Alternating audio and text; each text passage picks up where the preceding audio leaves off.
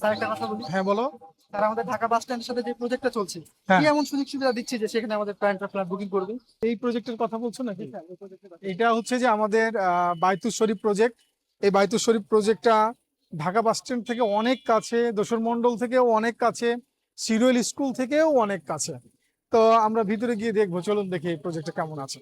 রাজশাহী শহরের যে communication hub, Dhaka bus stand এবং হচ্ছে যে আমাদের ট্রেন স্টেশন, এই দুটার 2 মিনিটস ওয়ার্কিং ডিস্টেন্সে এই বায়তুল শরীফ প্রজেক্টটা, যা 7 কাঠার উপরে 3টা করে ইউনিট পার ফ্লোরে আছে।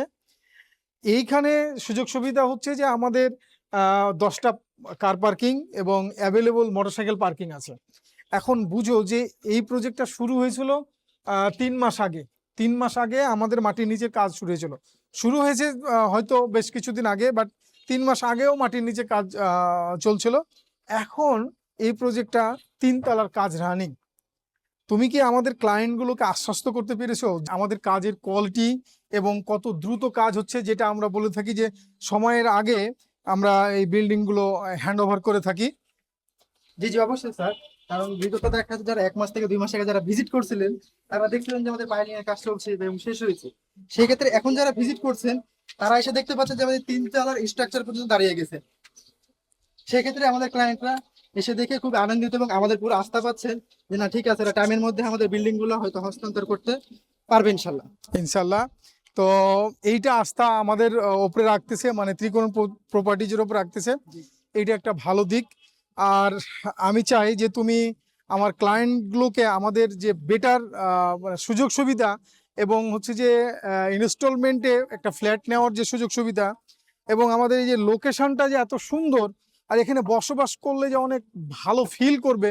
যেমন এই সাইডে আমাদের পুরা সেরিকালচারের গেট এবং পুরা ফাঁকা। পশ্চিম সাইডে যেটা হচ্ছে যে ওইদিকে একটা পুকুর আছে, এই সাইডে সরকারি জমি। সেদিক থেকে এইটা পুরোটাই পুরোটাই ফাঁকা থাকবে। এবং যারা যেই লোকেশনে নেক, কেউ যদি সামনে নেয় তাহলে 3 দিক ফাঁকা, মিডিলে নিলেও দক্ষিণটা পুরোটাই ফাঁকা পাচ্ছে, পিছনে নিলেও 3 দিক ফাঁকা পাচ্ছে। এই সুযোগ সুবিধাগুলো যখন তুমি বুঝাবা এবং আমাদের যখন যেমন এই যে স্ট্রাকচারগুলো আছে, এই স্ট্রাকচারগুলো যখন বুঝাবা, তখন দেখবা যে না, একজন ক্লায়েন্ট তার নিজের সুখের ঠিকানা এখানে খুঁজে নিতে পারবে।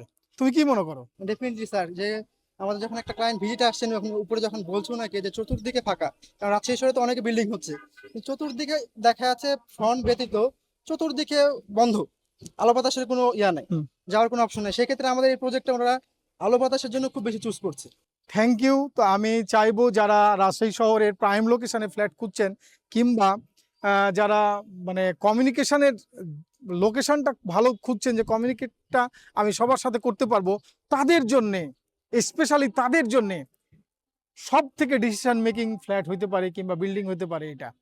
আমি চাইবো যে অবশ্যই আপনারা ত্রিকোণ প্রপার্টিজের এই বায়তুল শরীফ প্রজেক্ট ভিজিট করুন এবং আপনার স্বপ্নের ফ্ল্যাট বুক করুন। Build property for a better tomorrow.